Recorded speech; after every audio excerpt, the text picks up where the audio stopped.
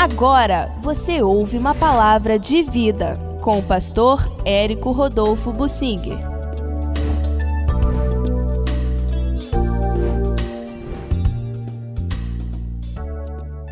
Foi Jesus quem autorizou Satanás a entrar em Judas Iscariotes. Vamos entender isto.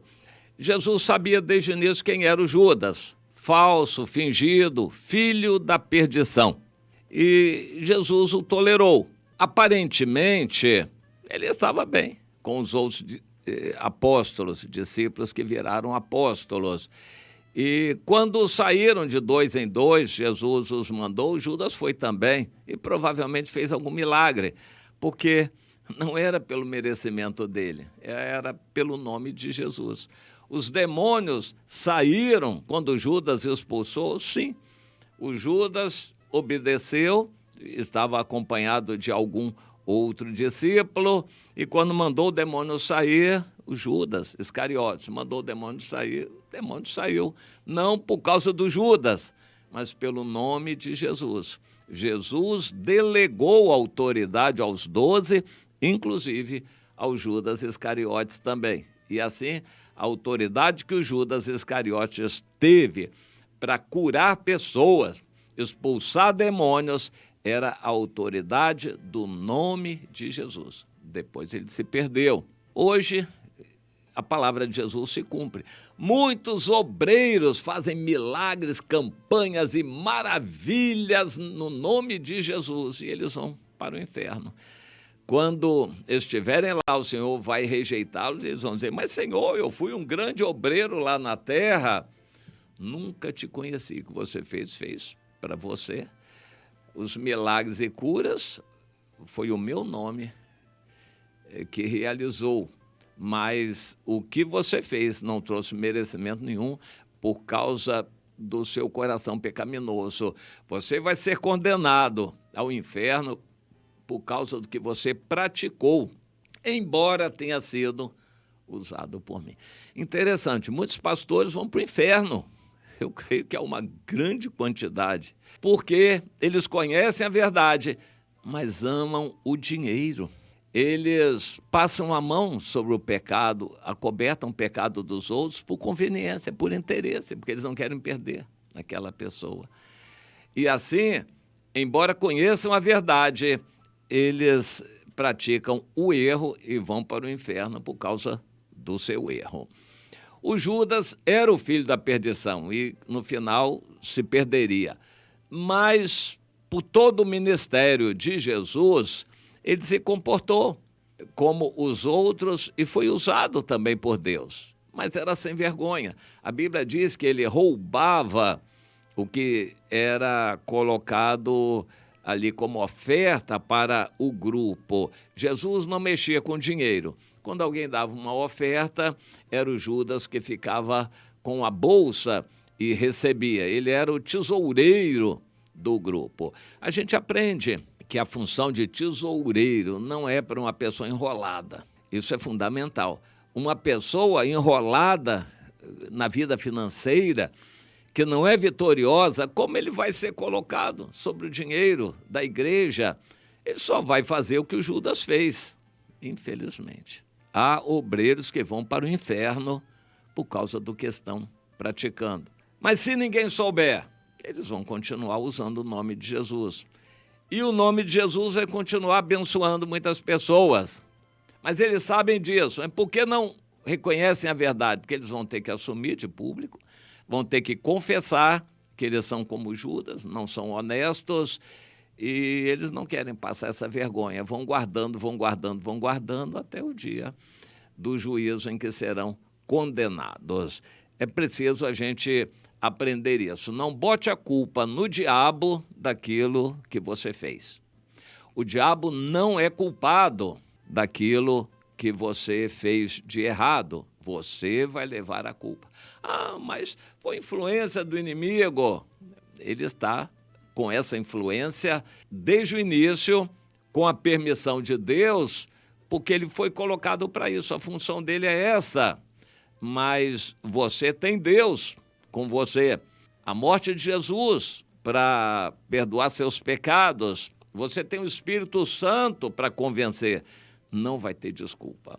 Cada pessoa que comete pecado será condenada pelo seu pecado, a menos que confesse, e em grande parte dos casos a confissão tem que ser pública e clara para receber o perdão. Não bote a culpa no diabo daquilo que ele não fez, a responsabilidade é sua. Em João, no capítulo 3, Jesus estava a sós com os discípulos, no cenáculo, e se reuniu ali com eles e eles prepararam a ceia. Jesus deu orientação para isso. Na verdade, antes da ceia seria a celebração da Páscoa, e Jesus lavou os pés dos discípulos e depois que eles já tinham comido, então Jesus pegou, assim, comendo, pegou o pão, um pedaço do pão, molhou no molho ou no vinho e deu a Judas, o filho de Simão Iscariotes. Após o bocado, imediatamente entrou em Judas Satanás. Então, disse Jesus, o que pretendes fazer, faze-o depressa. E nenhum dos outros discípulos que estavam à mesa percebeu a que fim Jesus lhe dissera isto.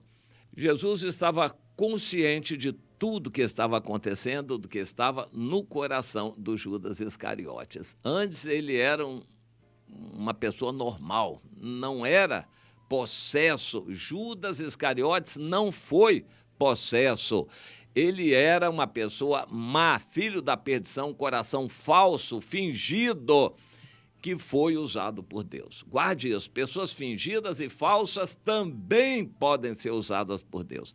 Há muitos pregadores que são atores, eles não acreditam naquilo que falam, mas estão representando, e Deus honra o nome de Jesus que eles trazem e faz milagres e maravilhas, mas eles vão para o inferno. Eles estão conscientes disso, não são endemoniados, são pessoas más, falsas, fingidas. O Judas era assim. Mais ou menos nessa mesma época, Jesus disse para o Pedro, ô Pedro, Satanás pediu para peneirar vocês todos, e eu dei permissão a ele para peneirar você. Mas certamente que Satanás pediu permissão a Jesus para usar o Judas, e Jesus deu essa permissão, deu aquele bocado e disse, ô Judas, a partir de agora você pode fazer aquilo que você deseja fazer, você vai ter caminho livre, o seu coração está atrás do dinheiro, você está na obra de Deus atrás de dinheiro, não é por amor a Deus, não. Então, dê lugar agora, você tem permissão de ter aquilo que o seu coração quer. E então Satanás entrou em Judas. A partir daí, Satanás só entrou em Judas porque Jesus deu essa permissão. Entenda isso. E a partir dali ele foi lá fazer o que tinha que fazer, entregou Jesus e depois suicidou. Foi Satanás que mandou o Judas suicidar para que ele não pudesse se arrepender e ter o perdão. Foi um final muito triste para o Judas, mas era cumprimento da profecia bíblica. Satanás só pode fazer o que Deus permite. Ele não tem direito na sua vida se você não der. Mas muitos crentes estão dando brecha e direito a Satanás de agir. Preste atenção, porque o erro é seu, o pecado é você que tem que confessar. E se você esconder o pecado, gostar do pecado, ficar acariciando o pecado, você pode estar dando brecha e Deus permitir que Satanás entre em você. E aí a coisa vai ficar feia. Entenda isto, Satanás está sempre ao nosso derredor, porque tem a permissão de Deus, mas ele não pode atuar em nós se Deus não der essa permissão. Mas se você insistir, então Deus até pode dar a permissão para Satanás entrar em você, na sua casa, na sua família, nos seus filhos. Cuidado.